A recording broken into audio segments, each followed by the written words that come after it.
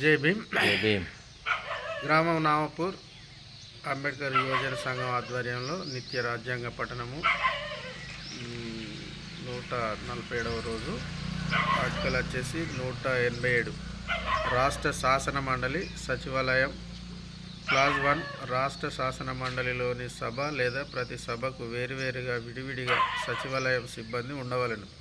అయితే ఈ క్లాజులో ఉన్నదేది శాసన పరిషత్తు ఉన్న రాష్ట్ర శాసన మండలి విషయంలో అట్టి శాసనసభలోని ఉభయ సభలకు చెందిన ఉమ్మడి పదవులు కల్పించటకు నివారించినదిగా అన్వయించరాదు.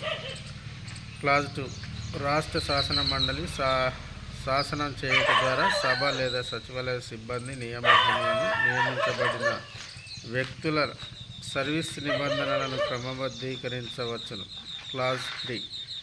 క్లాజ్ 2 కింద రాష్ట్ర శాసన మండలి నిబంధన చేయనంత వరకు గవర్నర్, రాష్ట్ర శాసనసభ స్పీకరు లేదా సందర్భానుసారం రాష్ట్ర శాసన పరిషత్తు చైర్మన్ను సంప్రదించిన తర్వాత శాసనసభ లేదా శాసన పరిషత్ సచివాలయ సిబ్బందిలో వ్యక్తుల భర్తీని, నియమింపబడిన వ్యక్తుల సర్వీసు నిబంధనలను క్రమబద్ధం చేయవచ్చును.